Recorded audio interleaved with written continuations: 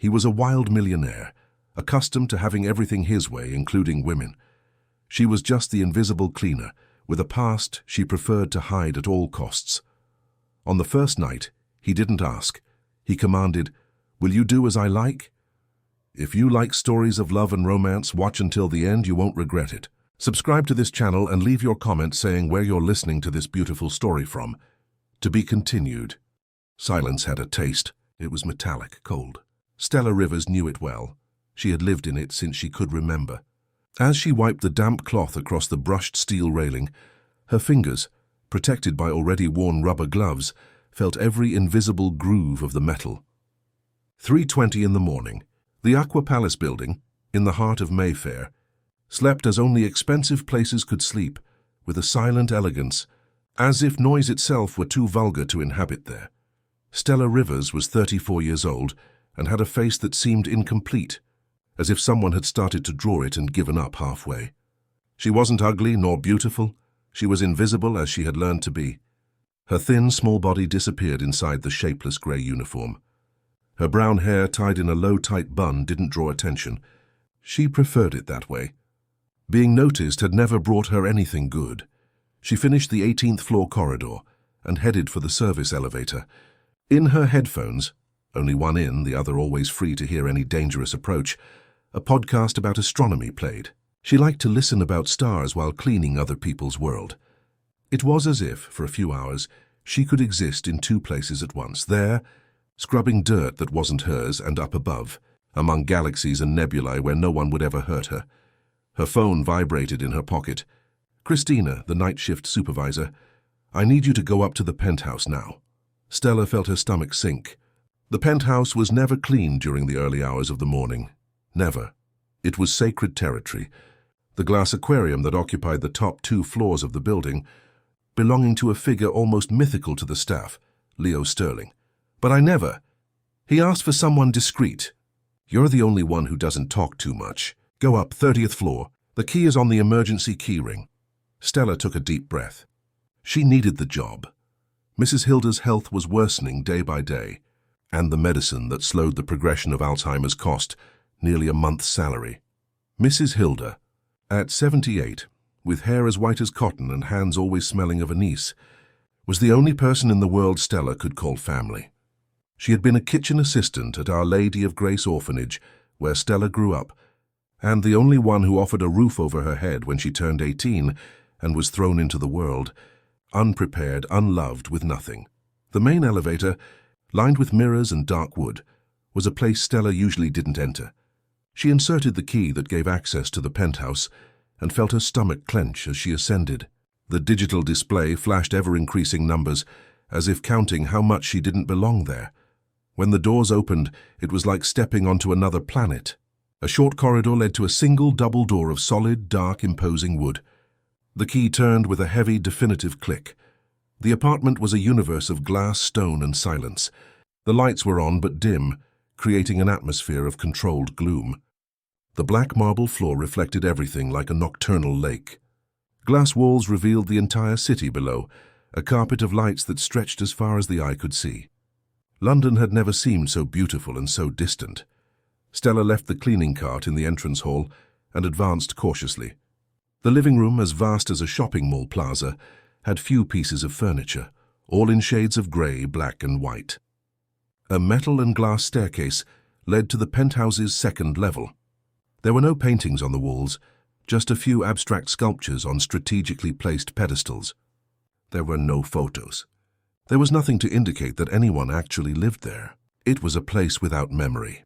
"Mr. Sterling asked you to start with the main living room and kitchen." The voice came from behind her so suddenly that Stella almost dropped the bucket she was carrying. A tall man with greying hair and an impeccable suit observed her from the kitchen door. "Sorry, I didn't mean to startle you. I'm Roderick, Mr. Sterling's personal assistant. He's not home now, but he asked me to ensure everything is clean for his return in the morning. Do you have any questions?" Stella shook her head negatively. The less she spoke, the better. She had learned that too early. "Excellent. I'll be back in a few hours to check. If you need anything, there's an intercom in the kitchen." And he left, leaving her alone in that luxury mausoleum. Stella took a deep breath and began to work. She cleaned the living room, the bathrooms, the stainless steel kitchen that seemed never to have been used. Every surface was so perfect, so immaculate, that it seemed to insult her work as if saying, "You are not needed here."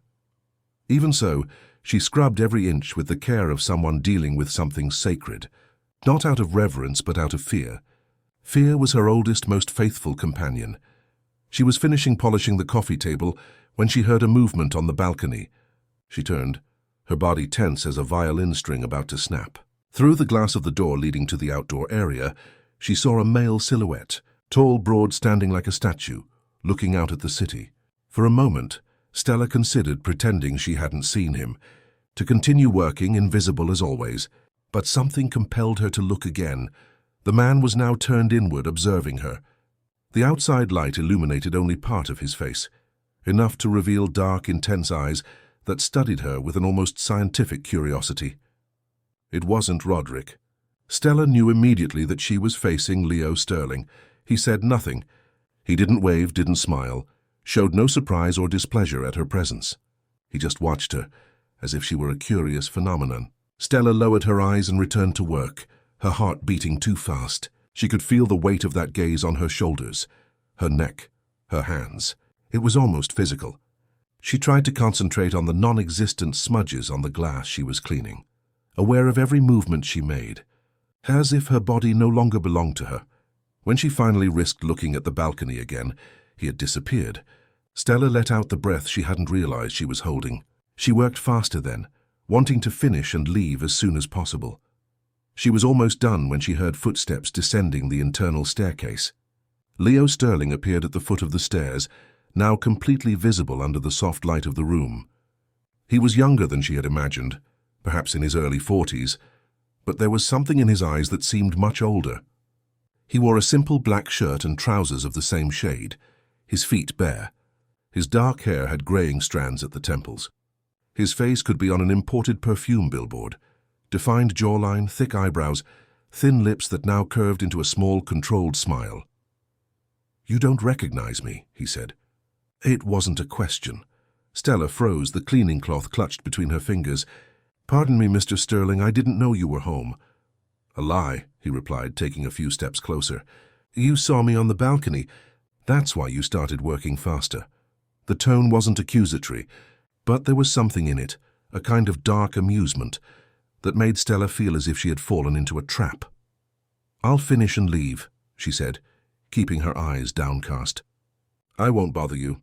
Do you have a name?" He was closer now, only a few feet away. "Stella." "Stella," he repeated, as if trying out the sound. "How long have you worked here, Stella?" 2 years, sir." "And we've never met before." Again, it wasn't a question. Stella didn't answer. She continued cleaning, her movements automatic, mechanical. She felt him draw even closer, now less than an arm's length away. "Look at me," he asked, his voice suddenly lower. Stella obeyed, a conditioned reflex from years of submission. Her eyes met his, dark, deep, impenetrable. She felt a cold current run down her spine. It wasn't fear exactly. It was something different. Something she didn't recognize. "You're not afraid," he observed, tilting his head slightly. "You have caution, but not fear." "That's unusual." Stella didn't reply. She didn't know what to say. The truth was that fear was so familiar that she no longer felt it as something separate from herself.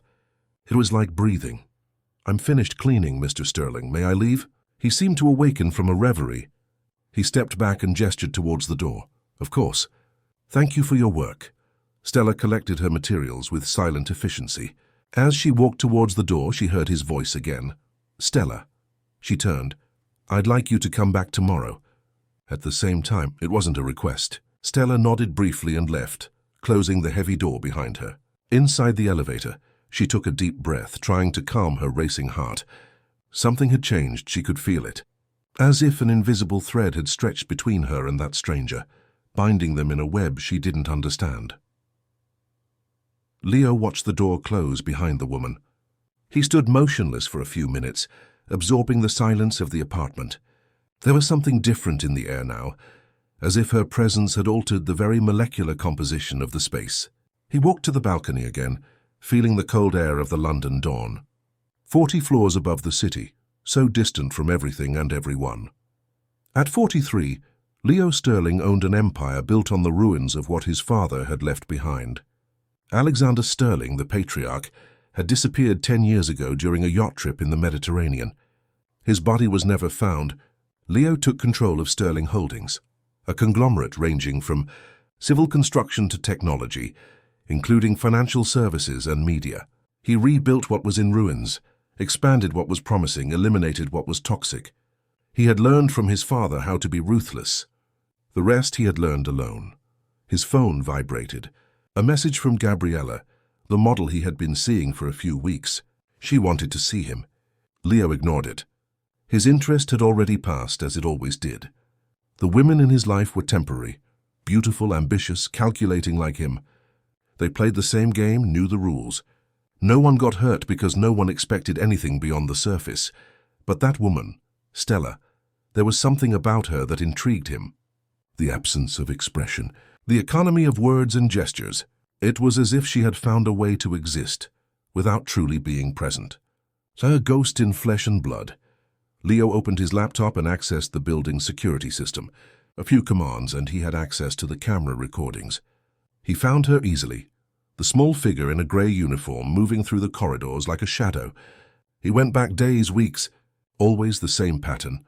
Arrived punctually at 11 p.m., worked in silence, rarely interacting with other employees, and left at 7 a.m., never using her phone, never wasting time, never complaining. A machine of silent efficiency. Something about her attracted and repelled him simultaneously. He was a man accustomed to eliciting reactions, admiration, fear, desire, envy.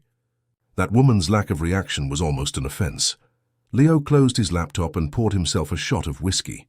He planned to make her return not just the next night, but for many nights. He wanted to discover what lay behind that silence, that apparent indifference. He wanted to see if there was something to be broken there. And if there was, he wanted to be the one to break it. Stella's apartment was in a housing estate in the East End, 2 hours by public transport from Mayfair. It was a small place, combined living room and kitchen, 1 bedroom and 1 bathroom, but clean and organized. The walls, painted light blue by herself, displayed a few framed photos, her and Mrs. Hilda at different times, always with Stella's same restrained smile and the old lady's wide smile. She arrived shortly after 8 in the morning, exhausted. Mrs. Hilda was in the living room armchair watching the morning news. Her eyes, blurred by cataracts, lit up when she saw Stella. "Girl, you look tired. Was it a heavy day?" Stella smiled, one of the rare genuine smiles she reserved only for Mrs. Hilda. "A little. I was sent to clean the penthouse." "The penthouse?" The old lady's eyes widened. "The one belonging to the mysterious man no one ever sees." "He's not so mysterious," Stella replied, taking off her shoes and massaging her sore feet. "In fact, he was there." "And what's he like?" Curiosity shone in the old lady's eyes. Stella hesitated. How to describe Leo Sterling? How to put into words the feeling of being under that gaze? "Normal," she lied. "Rich, polite. He asked me to come back tonight." Mrs. Hilda frowned, a gesture that made her wrinkled face even more marked. "Be careful, girl. Rich men think they can do anything." Stella didn't reply. She prepared breakfast for both of them, helped Mrs. Hilda with her bath and medication, and finally lay down to rest. But sleep didn't come easily. Behind her closed eyelids she saw those dark eyes, feeling them as if they were still on her, examining her, searching for something she herself didn't know if she possessed. When she finally fell asleep, she dreamed of a glass aquarium on top of the city. But in the dream she wasn't cleaning the apartment. She was trapped in it, like an exotic fish on display. And outside, watching her, were 1,000 eyes identical to Leo Sterling's. For the next 3 nights, the pattern repeated. Stella went up to the penthouse around 3 in the morning. She worked in silence, cleaning rooms that already seemed impeccable. And at some point Leo would appear. Sometimes he just watched her from a distance. Other times he asked simple, mundane questions about the weather, about the building, about what it was like to work during the early hours. Stella replied with as few words as possible. He never touched her, never got too close, but his presence filled the space like a dense perfume impossible to ignore. On the 4th night, something changed. When Stella arrived, she found Leo in the living room working on his laptop. He looked up when she entered but didn't smile. "I have a proposal for you, Stella." She stopped, the cleaning cart still near the door. "A proposal?" "I need someone trustworthy to take care of this apartment. Full-time, someone discreet, efficient." He closed his laptop and stood up. "I'm offering you an exclusive contract. To work only for me, tripled salary. You would live here in the service quarters, which is larger than many apartments out there. You'd have Sundays off." Stella blinked, unable to process what she was hearing. "Why?" The question escaped before she could contain it. Leo smiled for the first time, a smile that didn't reach his eyes. "Because you don't talk too much. Because you do your job without asking questions. Because—" He hesitated, as if choosing his words. "You don't expect anything from me." There was something unsaid there, something that floated between them like an invisible electric current. Stella felt a shiver run down her spine. "I need to think," she said finally. "I have responsibilities." Leo nodded as if he had expected that answer. "Of course. Think about it. The offer still stands." That night he didn't stay to watch her work. He left shortly after their conversation, leaving her alone with her tumultuous thoughts. The tripled salary would mean being able to pay for Mrs. Hilda's full treatment, perhaps even hire someone to care for her during the day. It would mean financial security for the first time in her life. But it would also mean being trapped in that glass apartment, under the gaze of that man who made her feel exposed in a way she had never experienced before. The next morning, upon arriving home, she found Mrs. Hilda fallen on the bathroom floor. She had slipped and couldn't get up by herself. She had been there for almost an hour, calling for Stella. "I'm becoming a burden, girl," the old lady said, after Stella helped her back to bed and cleaned the superficial cut on her forehead. "Never say that," Stella replied, her voice trembling. "You're the only family I have."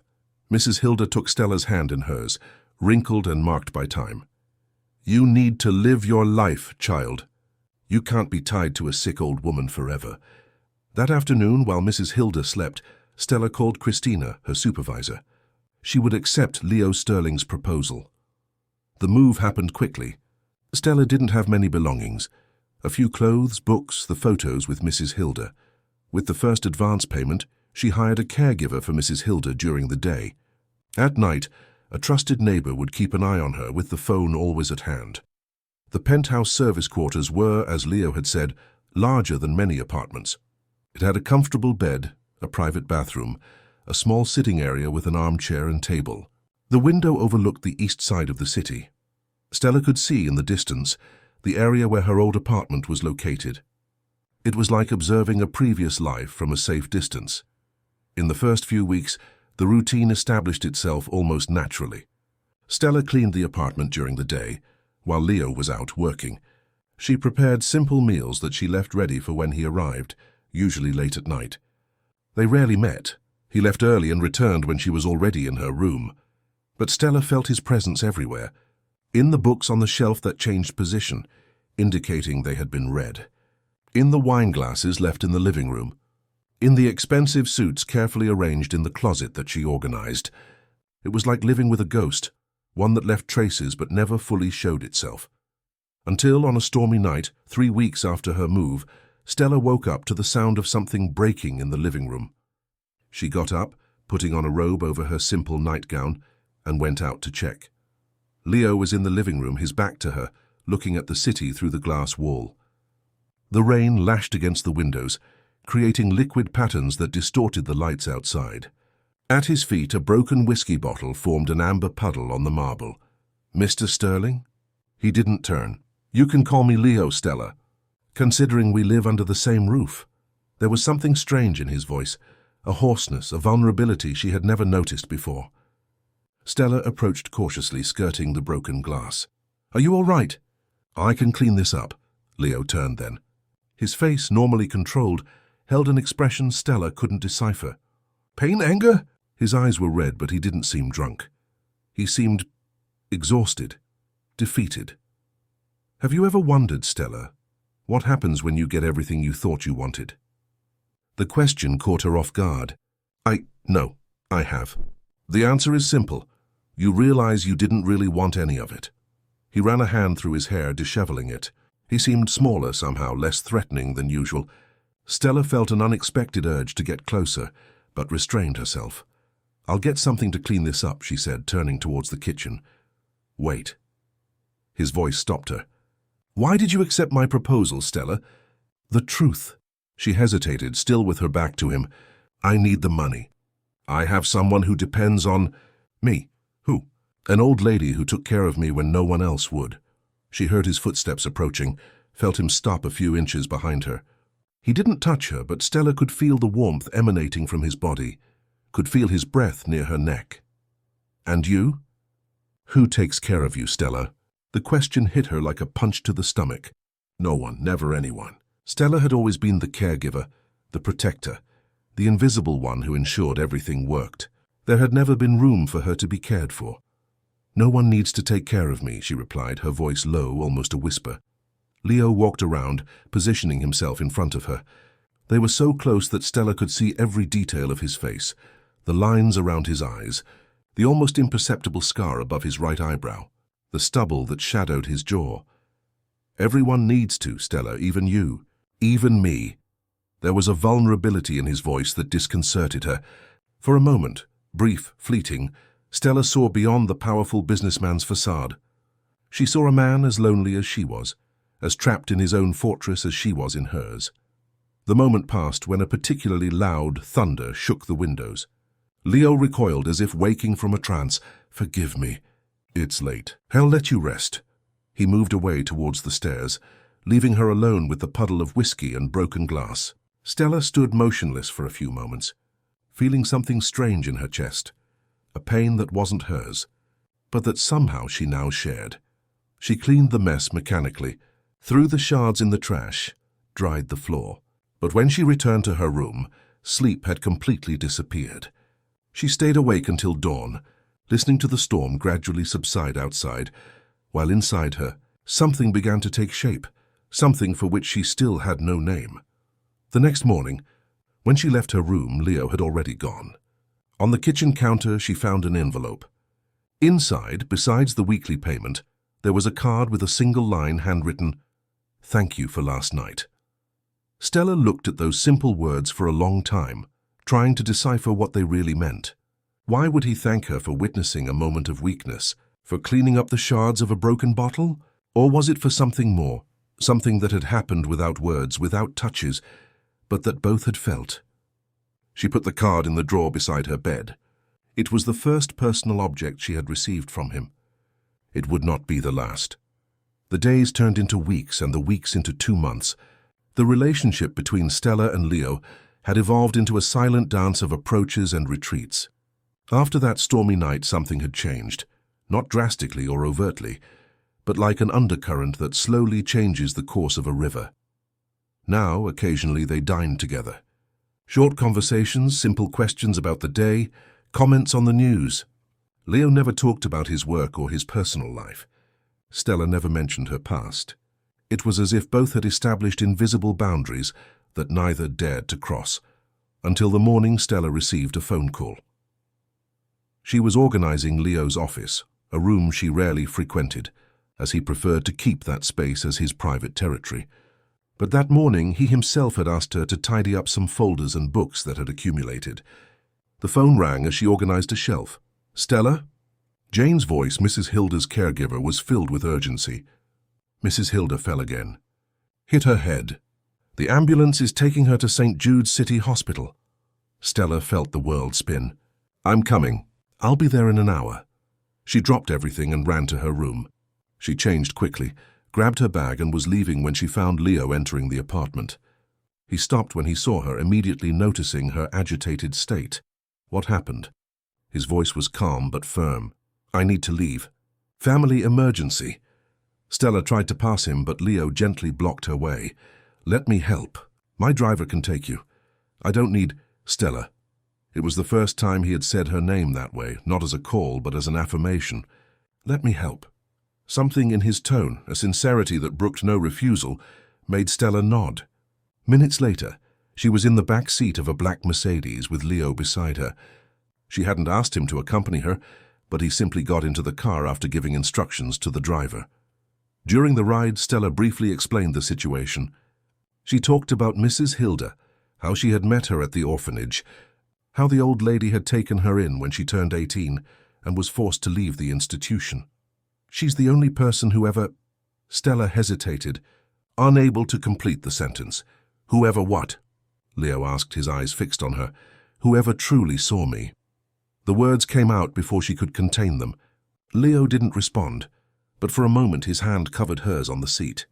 It was a brief, almost imperceptible touch, but the warmth remained long after he withdrew his hand. At the hospital, the reality was harsh. Mrs. Hilda had suffered a head injury. She was stable but unconscious. The doctors spoke in technical terms that Stella tried to understand through the fog of fear that enveloped her. Tests, observation, possible sequelae. To her surprise, Leo took control of the situation. With a few calls, he arranged for Mrs. Hilda to be transferred to a private room. He spoke with doctors, nurses, coordinators. No one questioned the man in the impeccable suit and authoritative voice. When they were finally alone in the room, with Mrs. Hilda sedated and monitored by machines that beeped at regular intervals, Stella allowed herself to collapse into a chair. The physical and emotional exhaustion hit her like a wave. "Why are you doing this?" she asked without looking at Leo, who stood near the window. "Doing what?" "Helping. Getting involved." "This isn't your problem." Leo turned to her, his face serious. "You're my employee, Stella. Your well-being affects me." She shook her head. "No, there's something more. No one does this for an employee." A heavy silence fell between them. When Leo finally spoke, his voice had a quality she had never heard before, a rough softness like worn velvet. "Perhaps I'm tired of seeing people as pieces on a chessboard. Perhaps for once I just want to help." Their gazes met, and Stella felt something shift within her, as if a door long locked slowly began to open. Mrs. Hilda remained hospitalized for 2 weeks. During that period, Stella practically lived at the hospital, only leaving to go home to change clothes and shower. To her constant surprise, Leo appeared almost every day, sometimes just for a few minutes. Other times he stayed for hours, sitting silently while working on his laptop. When Mrs. Hilda finally regained consciousness, she was different. Her eyes, once bright and attentive even with cataracts, now seemed lost. She recognized Stella but confused dates, places, events. Sometimes amidst the confusion, a sudden clarity emerged, like lightning flashes on a dark night. It was during one of these windows of lucidity that Mrs. Hilda, holding Stella's hand while Leo was in the corridor taking a call, said something that would change everything. "Your adoptive father didn't die in an accident, girl. He was killed. Because of what he discovered at Sterling Holdings." Stella froze. "What are you talking about?" The old lady's eyes narrowed, as if she was trying to see through a fog. "He worked in their accounting department. He found things that were wrong, very wrong. He was going to report it. And then, the accident." Her voice was a conspiratorial whisper, but it wasn't an accident. Everyone knew. No one had the courage to speak up. "You're confused," Stella said, her heart pounding. "My adoptive father died in a car accident. I was 12. That's what they said." Mrs. Hilda squeezed Stella's hand with surprising strength. "But I saw the documents he hid, proof, about the Sterling's dirty money." Leo chose that moment to return to the room. Mrs. Hilda immediately fell silent, her eyes returning to their usual confused state. "Everything all right?" Leo asked, noticing Stella's troubled expression. "Yes," she lied. "She's confused. Normal after the trauma." That night, alone in the apartment while Leo was on a business trip, Stella couldn't sleep. Mrs. Hilda's words echoed in her mind. Was it delirium? Confusion caused by medication and trauma? Or could there be some truth there? Robert Carlson, the man who for 2 brief years had been her adoptive father, had been an accountant. He worked for several companies in London. His death had been a watershed moment in Stella's life. After the accident, her adoptive mother, unable to cope with grief and the responsibility of raising a troubled girl alone, returned her to the system. No other family ever wanted her. Never again did Stella allow herself to dream of belonging. She got up and went to Leo's office. She knew she shouldn't. She knew it was an invasion, a betrayal of the trust he seemed to place in her. But she needed to know. The office was locked, obvious. Leo was meticulous, careful. Stella returned to her room, frustrated and confused. Sleep, when it finally came, brought fragmented dreams, her adoptive father, smiling at her as he helped her with math homework, the sound of twisted metal, a room full of papers, Leo's eyes watching her. Mrs. Hilda was discharged a week later, but it was clear she could no longer live alone. Stella used part of her savings to hire a full-time caregiver, as well as a nurse who spent a few hours a day. She visited the elderly woman whenever she could, usually on her days off. On one of these visits, while helping Mrs. Hilda organize some old belongings, she found a cardboard box at the back of the closet. Inside there were old photos, documents, newspaper clippings, and a yellowed envelope with Robert Carlson's name handwritten on it. Stella's heart raced. She looked at Mrs. Hilda, who was sleeping in her armchair after lunch. With trembling hands she opened the envelope. Inside were several sheets of paper, some handwritten, others printed. Financial reports, notes, names, dates, and repeatedly, like a somber refrain, Sterling Holdings and Alexander Sterling. Stella didn't fully understand the technical terms, but some phrases jumped out at her. Misappropriation of public funds, money laundering, offshore accounts, bribery. And, more disturbingly, a handwritten note on the last page. AS knows I know. Veiled threats. Fear for S&M contact MP. L. Stella, M. Marina, her adoptive mother. A week after the accident, the police had concluded that Robert had lost control of his car on a bend on the M25 motorway. It had rained the night before. The road was slippery. A simple fatality. Case closed. Stella put the documents in her bag, her heart heavy as lead. When she returned to Leo's apartment that night, she felt like a spy in enemy territory. The glass walls, once a symbol of luxury and elegance, now seemed like an aquarium where she was exposed, vulnerable. Leo returned from his trip the next day. There was something different about him, a tension in his shoulders, a contained energy that Stella couldn't interpret. They had dinner together, as they had started doing frequently, but the conversation was disjointed, distant. "I've been thinking," he said suddenly, as Stella served coffee, "about expanding your responsibilities here." She looked up, cautious. "What do you mean?" "You're intelligent, organized. You could do more than just manage the house. You could help me with documents, correspondence, my schedule." "A secretary?" "A personal assistant," he corrected. "With a proportional raise, of course." Stella carefully placed the cup on the table, trying to buy time while she ordered her thoughts. On one hand, the proposal was tempting. More money, access to more information, perhaps even the secrets she now sought. On the other, the growing feeling that she was entering dangerous territory, where every step could be a trap. "Why me? You have an entire company of qualified people." Leo studied her for a moment, his dark eyes impenetrable. "You ask why too often, Stella. Sometimes things just are what they are. Nothing is simply what it is," she replied, surprising herself with the firmness in her voice, "especially when it involves the Sterlings." Something flashed in his eyes, and surprise, perhaps irritation. Or was it guilt? "What do you mean by that?" His voice was controlled, but Stella sensed the underlying tension. "Nothing." She backed away, suddenly aware that she had stepped on dangerous ground. "Just that people like you always have reasons for everything." Leo leaned back in his chair, his expression composed again. "People like me, powerful, rich, accustomed to getting what they want." A slow smile formed on his lips, but it didn't reach his eyes. "And what do you think I want, Stella?" The question hung between them, loaded with unspoken meanings. Stella felt a warmth rise up her neck, spreading across her face. She looked away, unable to meet his gaze. "I don't know." A lie. The word was spoken without accusation, almost with tenderness. "You know exactly what's happening here. Between us." It was the first time either of them had openly acknowledged the tension that had been growing over the months.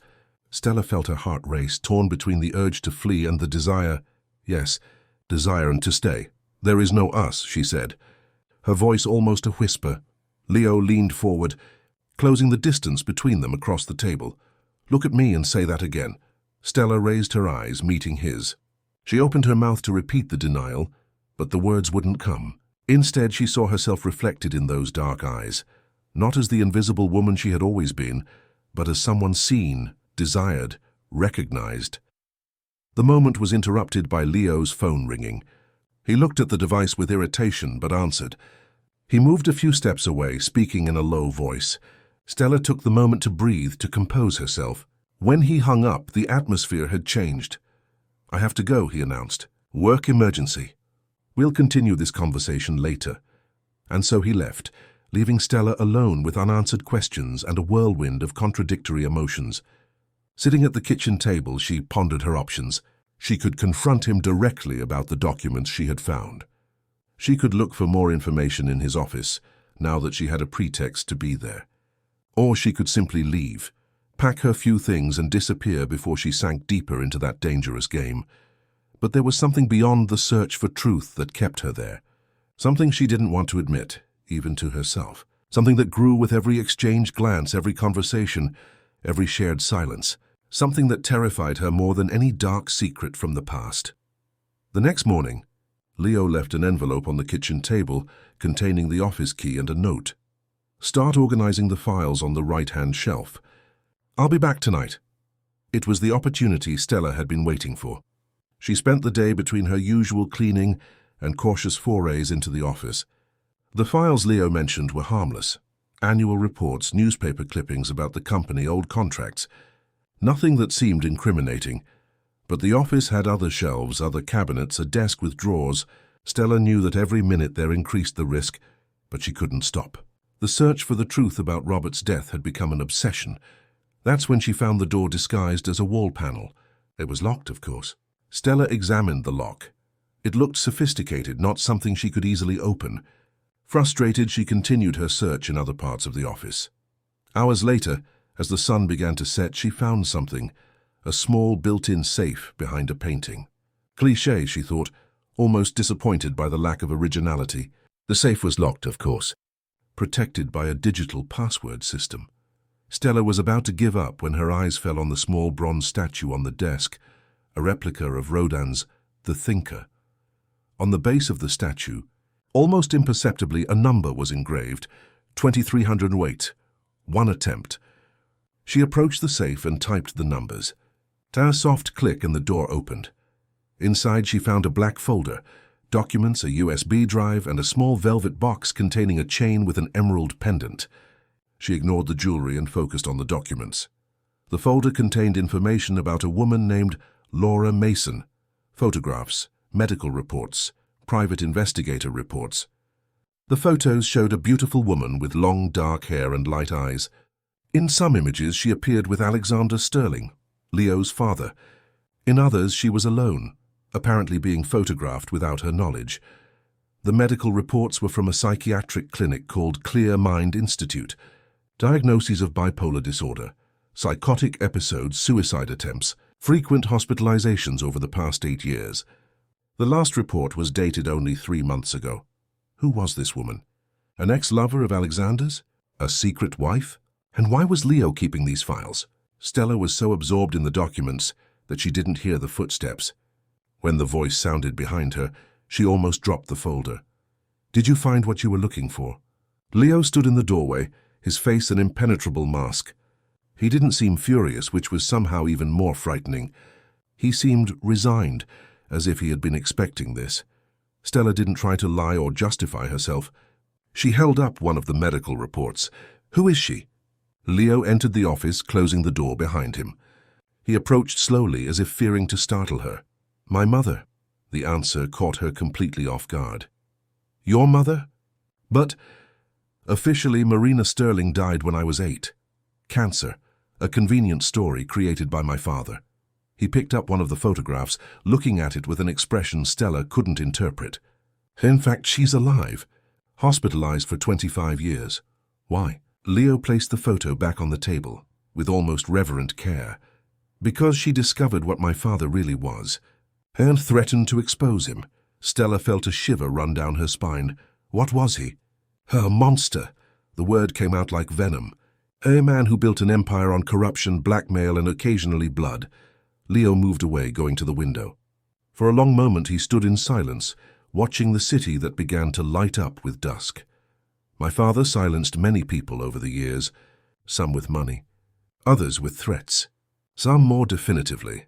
Stella thought of Robert's documents, of the notes about threats, of the accident that never seemed like an accident. Did you know? About the people she couldn't complete the sentence. Not at the time. Leo turned to face her. I was young, protected. I only started putting the pieces together years later. When it was already too late. Too late for what? Not to become him. The confession came with brutal simplicity.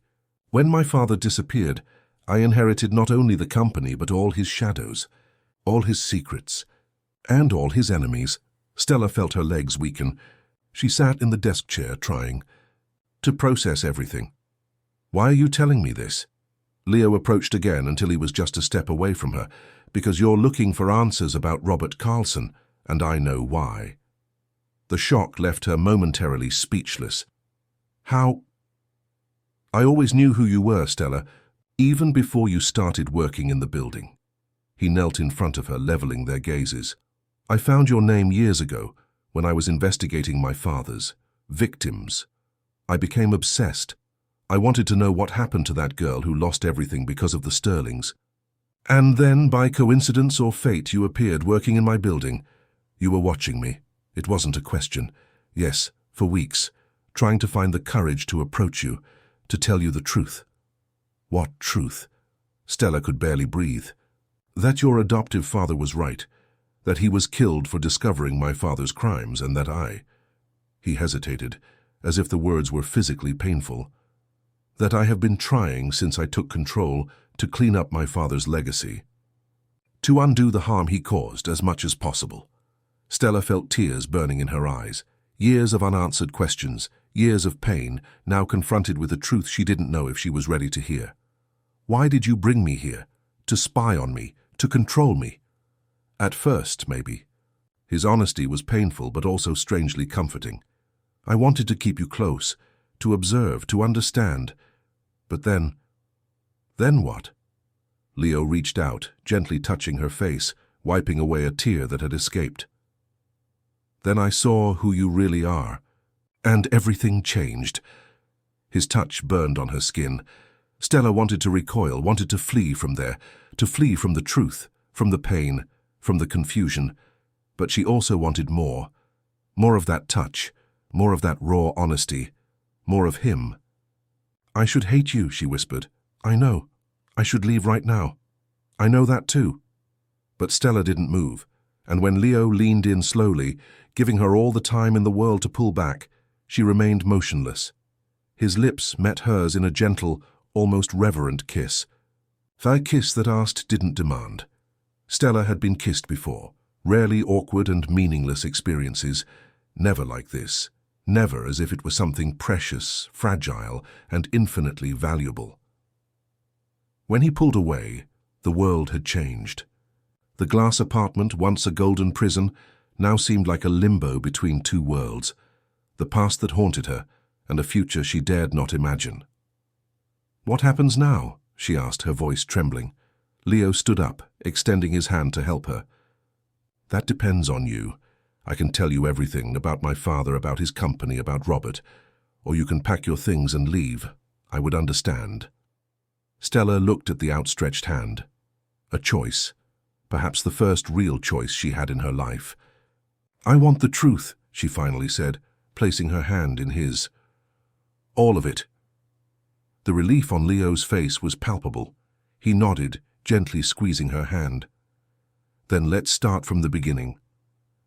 That night, sitting side by side on the living room sofa with the city sparkling like a sea of stars below them, Leo told his story. The childhood under the shadow of a tyrannical father, the mother who had suddenly disappeared, explained as dead but actually institutionalized after threatening to expose her husband's illegal dealings. The years of loneliness, manipulation, and psychological abuse. The training to become heir to an empire built on ruins. And then Alexander Sterling's mysterious disappearance. The official version is that he fell off the yacht during a storm in the Mediterranean, body never found. And the real version, Stella asked. Leo hesitated, looking at her with an intensity that made her shiver.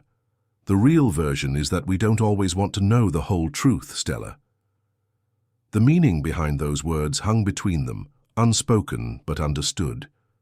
There are questions that, once answered, cannot be forgotten. There is knowledge that irrevocably transforms who we are. When the clock struck 3 in the morning, they were exhausted, emotionally drained, but somehow lighter, as if the weight of long-held secrets had finally begun to lessen.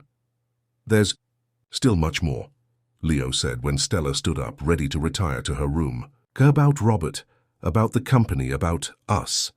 The word hung in the air between them, us, a possibility that hours earlier would have been absurd and now seemed, if not inevitable, at least possible. "Tomorrow," Stella replied, suddenly aware of the tiredness weighing on her bones. "We'll continue tomorrow." Leo nodded, but as she began to move away, he held her hand. "Stella, I am not a good man. I never was. I probably never will be.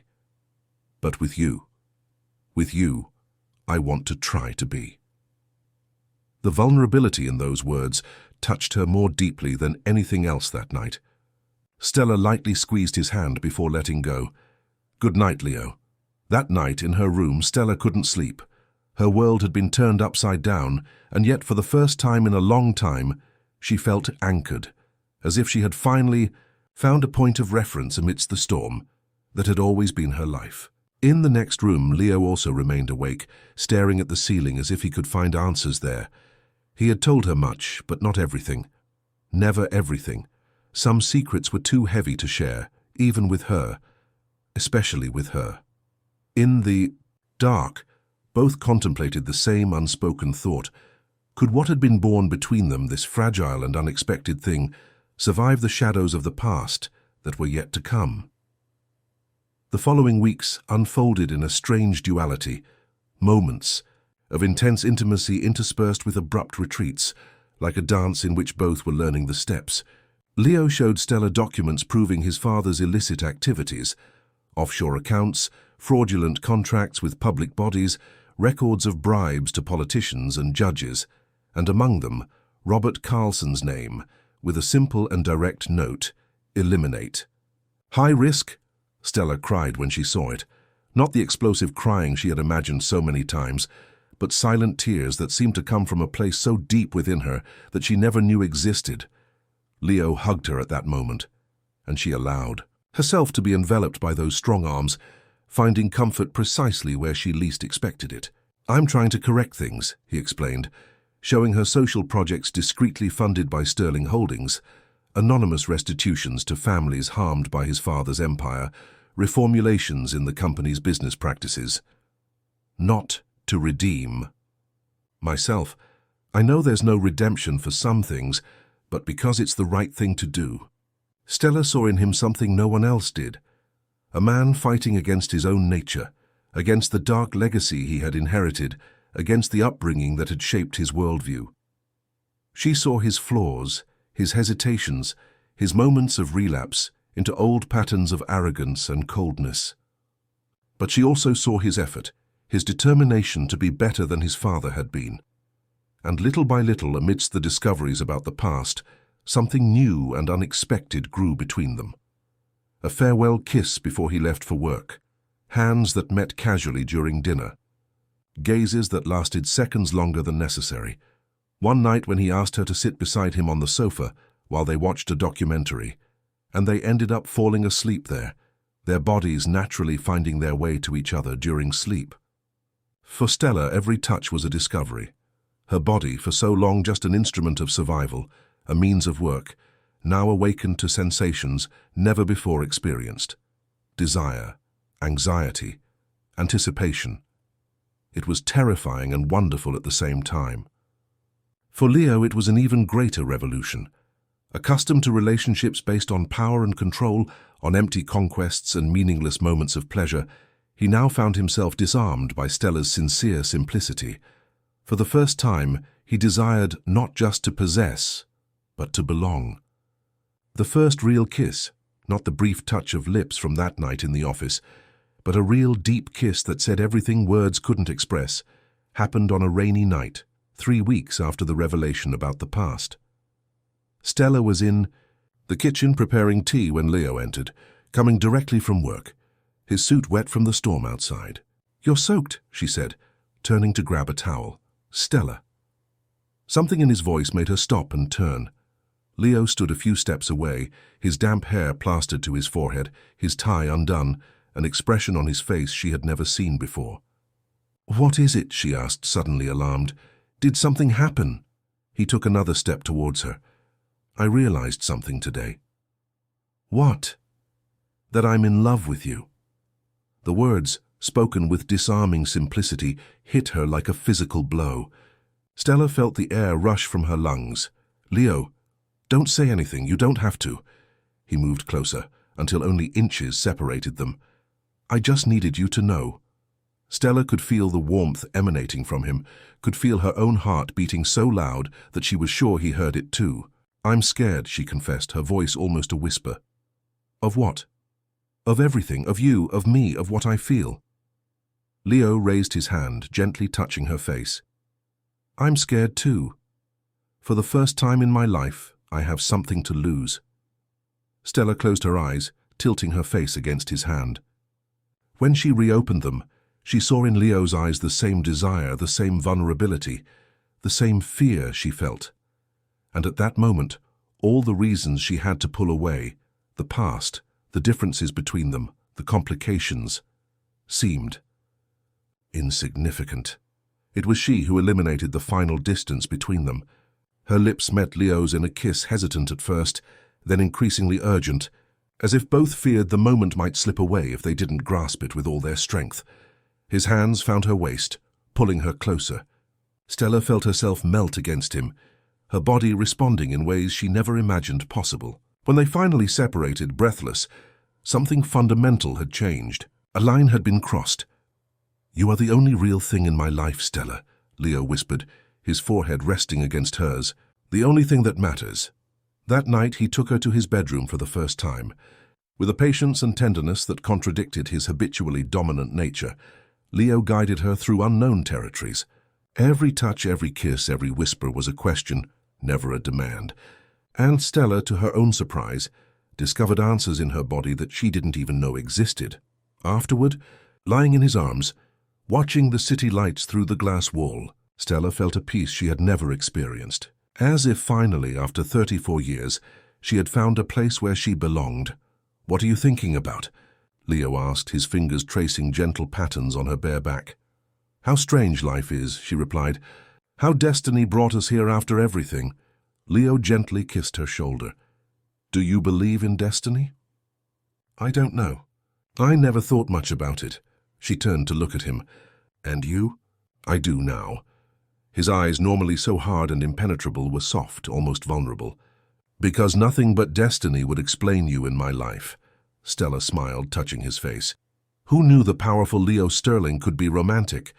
He chuckled softly, a rare and precious sound. "Only with you. Only for you."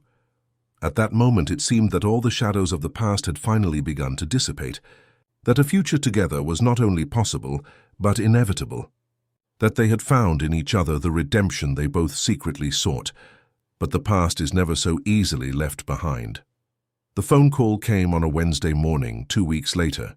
Leo was in his office at the company, and Stella had just returned from a visit to Mrs. Hilda, who continued to alternate between moments of lucidity and long periods of confusion.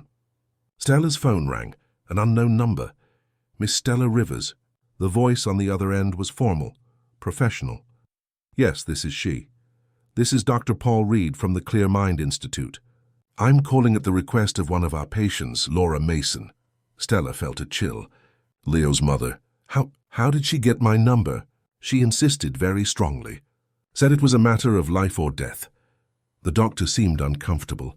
"Normally we wouldn't do this, but Mrs. Mason has been very agitated these past few days, repeating your name, saying she needed to warn you."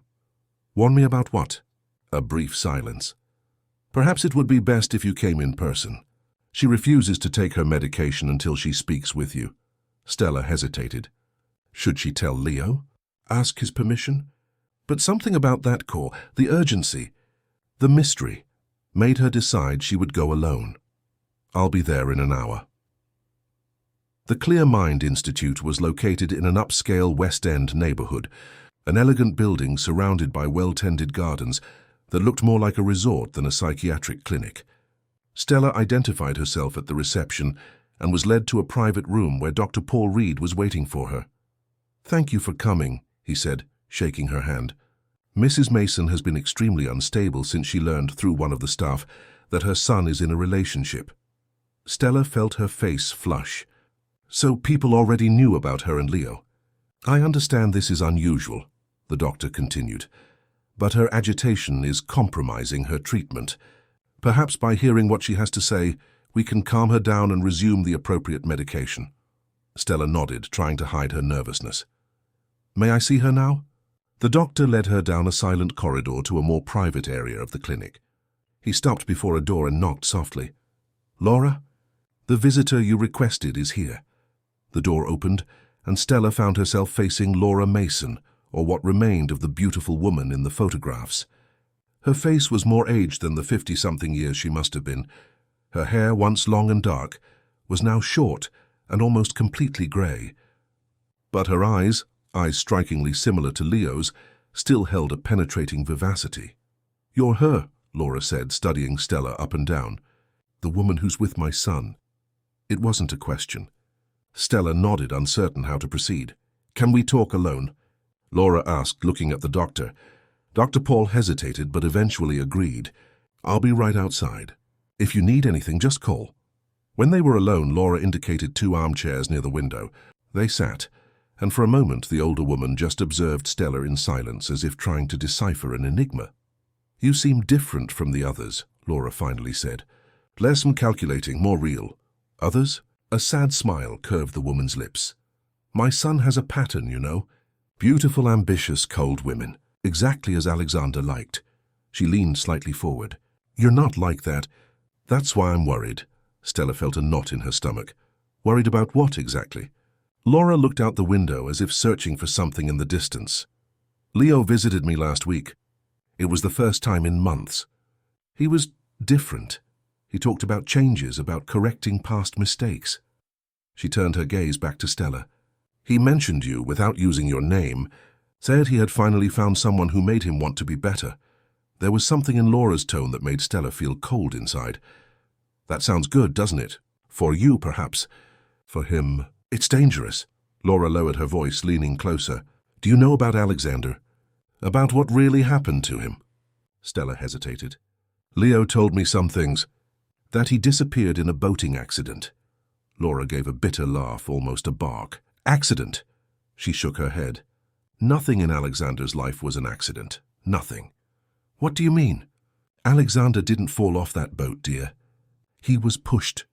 Her eyes pierced Stella like needles. "By Leo." The revelation hit Stella like a physical blow. She felt the air rush from her lungs, the room spinning slightly around her. "No, that can't be true." "It can and it is," Laura spoke with chilling certainty. "Leo told me, in that one visit where I saw him truly shaken, drunk perhaps, said he couldn't bear the weight of that secret any longer. That he had finally made the right choice, eliminating the monster who had destroyed our lives." Stella shook her head, in denial. "If that were true, why would he tell you?" "Because I'm the only person in the world who would understand. Who would approve?"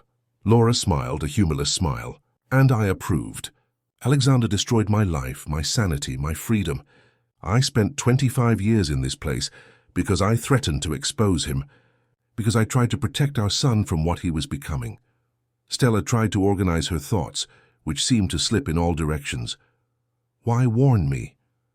Why do you care about me?" Laura released her hand, leaning back in the armchair. "Because I see something in you that I recognize. The same innocence I had before I met Alexander. The same belief that love can save, can heal." Her eyes filled with an ancient, deep sadness. "And because despite everything, I love my son. I want him to find peace. True peace, not just temporary redemption through you."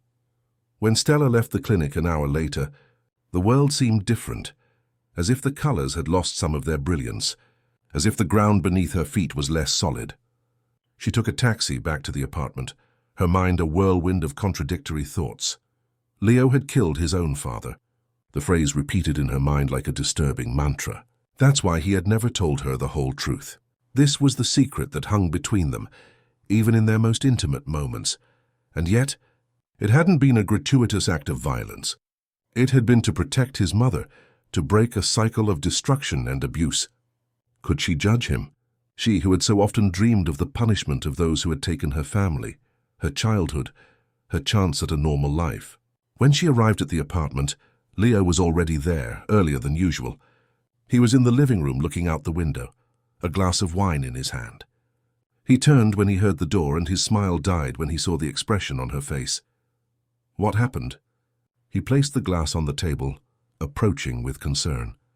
Stella couldn't answer immediately. She just watched him, trying to reconcile the two images she now had of him. The man who loved her with an intensity that both frightened and enchanted her, and the man capable of taking a life, even if it was the life of a monster.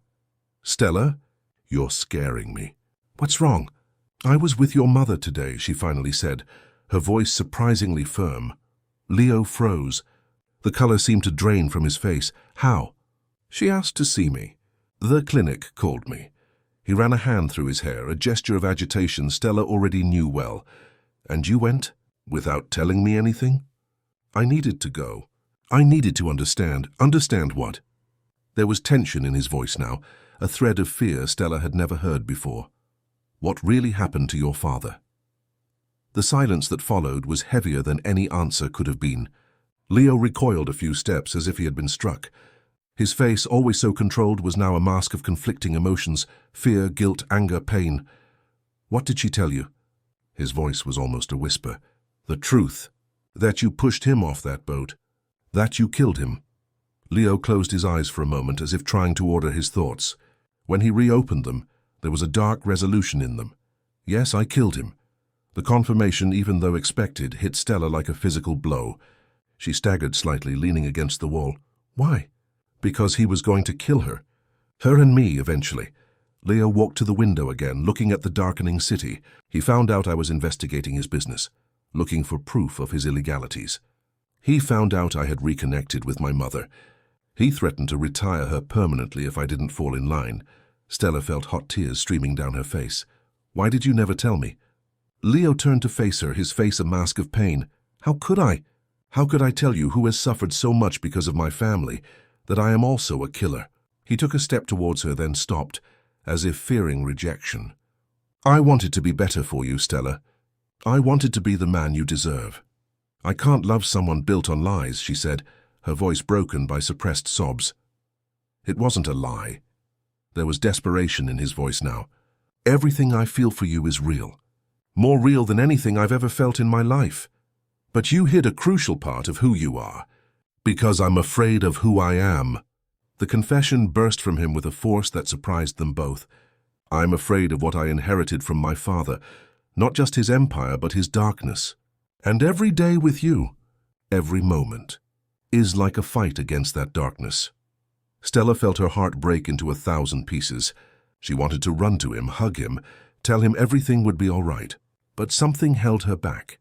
Not just the revelation about Alexander's death, but the sudden and painful understanding that perhaps Laura was right.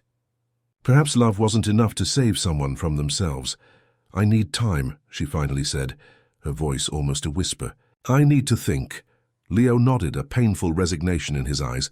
"I understand. I'm going to my old apartment. For a few days. Whatever you want." He seemed defeated, diminished. "But before you go, I need you to know one thing. I don't regret what I did to my father. It was him or us. But I do regret not telling you. Of thinking I could build something true from an omission." Stella nodded, unable to speak. She turned and went to her room, where she packed some clothes and personal items. When she passed through the living room again, Leo was in the same position, staring into space. "I'll send the driver to take you," he said, without looking at her. "You don't have to." "I'll take a taxi." Leo finally turned, and the pain in his eyes was so raw, so absolute, that Stella almost faltered. "Stella, please," she interrupted him, fearing that any more words might break her resolve. "I just need time." She left, closing the door silently behind her. In the elevator, as she descended the 40 floors that separated her from the real world, she allowed herself to cry. Not just for the revealed secret, but for the painful understanding that, despite everything, she still loved him. She still wanted to believe that together they could overcome the shadows of the past. 3 days passed. Stella returned to the routine of her old apartment, now strangely empty without Mrs. Hilda. She visited the old lady daily at the caregiver's house, trying to find some comfort, some direction in the old lady's confused conversations. Leo made no attempt to contact her. He didn't call, didn't text, didn't appear. Part of her was grateful for that. She needed the space, the silence, to organize her thoughts. Another part suffered from the absence, with the doubt about what he might be feeling, thinking, doing. On the morning of the 4th day, visiting Mrs. Hilda, the old lady had a surprisingly lucid moment. "You're sad." "Girl," she observed, her eyes suddenly clear and perceptive. "It's because of him, isn't it?" "The man from the penthouse." Stella nodded, too drained to deny it. "I found out something about him. Something difficult." Mrs. Hilda took her hand in hers, wrinkled and frail. "Let me tell you something, Stella. Your adoptive father, Robert, he wasn't perfect. Far from it." Stella frowned, confused by the change of subject. "What do you mean?" "Before he married Marina, he had problems, drinking, gambling. He even spent a night in jail for assaulting a man in a bar." The old lady sighed deeply. "But Marina loved him anyway. She saw beyond the mistakes, the darkness. She saw the man he could be. And because of that love, he changed. He became the good man you knew." Stella felt a tightness in her chest. "Why are you telling me this now?" "Because sometimes we need to know that no one is just one thing, girl. Neither completely good nor completely bad. We are all a mixture." "And love," Mrs. Hilda smiled, a tired but genuine smile. "Love is not blind, as they say. True love sees everything, the good, the bad, the ugly, and chooses to stay anyway." The words reverberated within Stella long after she left the caregiver's house. She returned to her apartment thinking about what Mrs. Hilda had said, about Laura's revelations, about Leo's confessions. Pondering choices, consequences, redemption. Her phone rang as she was preparing dinner. An unknown number. "Hello? Miss Rivers?" A formal male voice. "This is Roderick, Mr. Sterling's assistant." Stella felt her heart race. "Yes? Mr. Sterling was in an accident. He's at St. Thomas's Hospital. He's asking for you." The world seemed to stop for a moment. Accident? What kind of accident? "A car hit him as he was leaving the company building. Hit and run. He's stable, but—" "I'm coming," she interrupted, already looking for her bag and keys. The journey to the hospital seemed to last an eternity. Stella alternated between the suffocating fear of losing him and the painful realization that, despite everything, she couldn't imagine her life without Leo.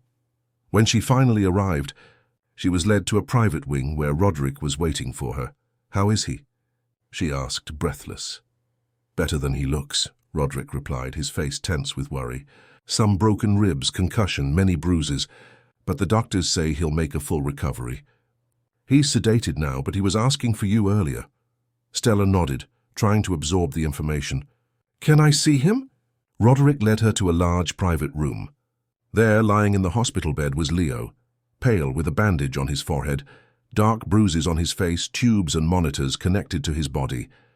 He seemed smaller, more vulnerable than Stella had ever seen him. "I'll leave you two," Roderick said discreetly, exiting the room. Stella approached the bed slowly, as if fearing that any sudden movement might hurt him further. She sat in the chair beside the bed and hesitantly touched Leo's hand. It was warm, alive. She felt tears of relief rolling down her face. She stayed there for hours, watching him breathe, listening to the constant beeping of the monitors, silently grateful that he was alive. For having the chance to say all the things she had realized during those days of separation, that she loved him, despite everything. That she wanted to try, really try, to build something real with him, even knowing the risks, the shadows, the difficulties.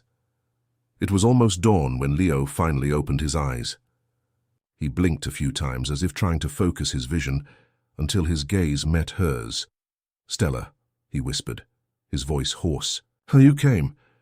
"Of course I came." She gently squeezed his hand. "I thought—" He hesitated, wetting his dry lips. "I thought I had lost you." Stella shook her head, tears returning with renewed force. "You didn't lose me. I'm here." "The accident," he began, trying to move and wincing in pain. It wasn't an accident. The car aimed for me, deliberately.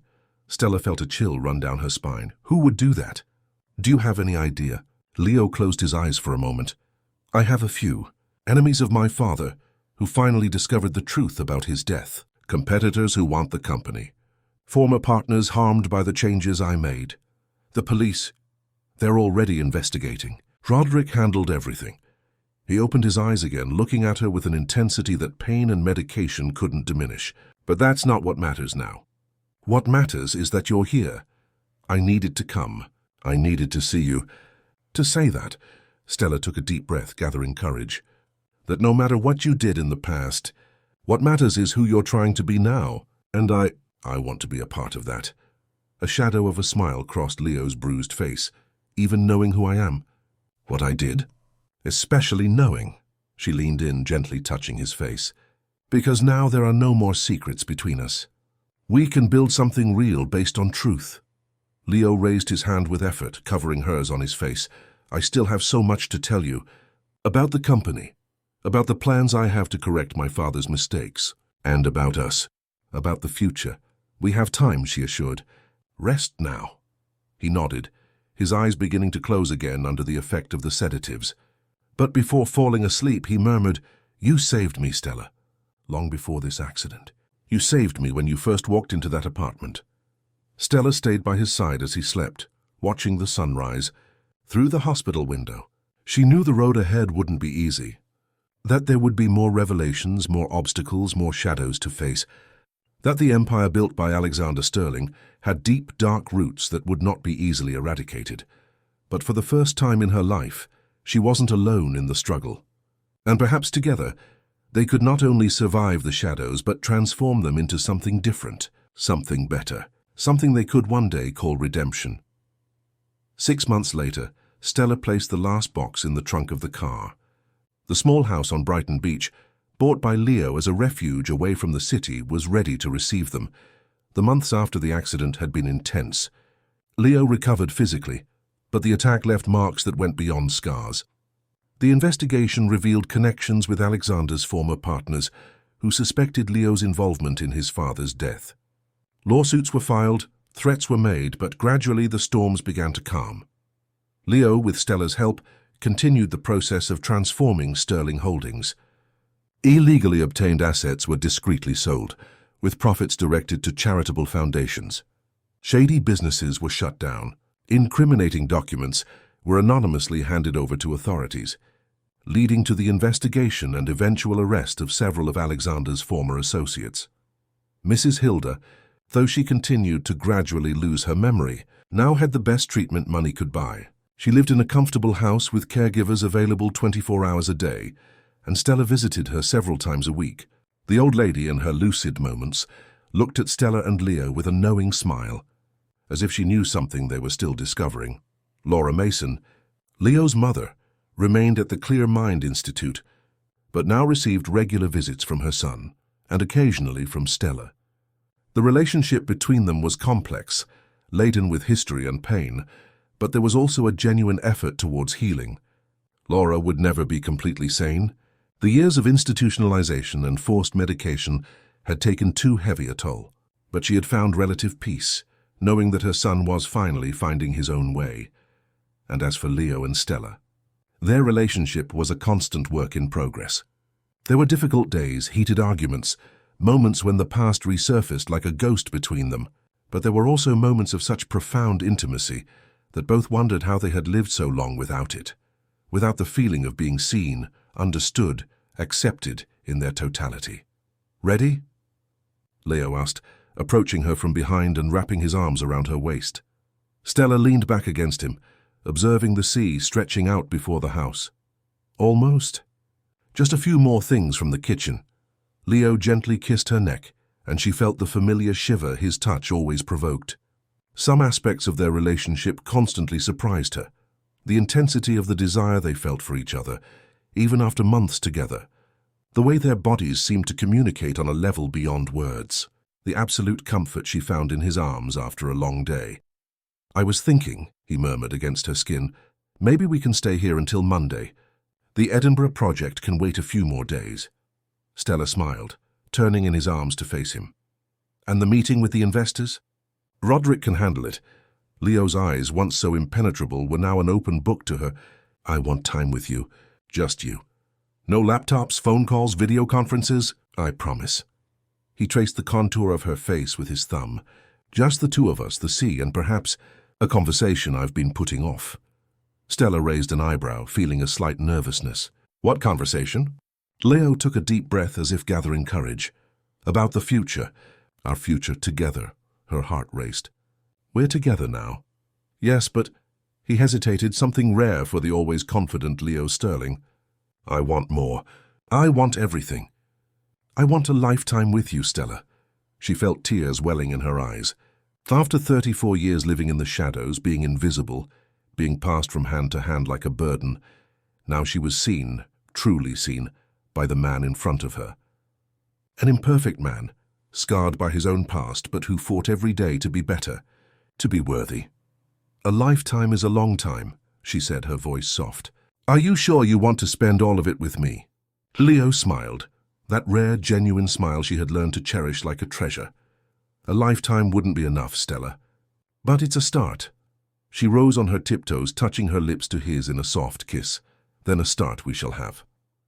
Together they entered the house, leaving the door open for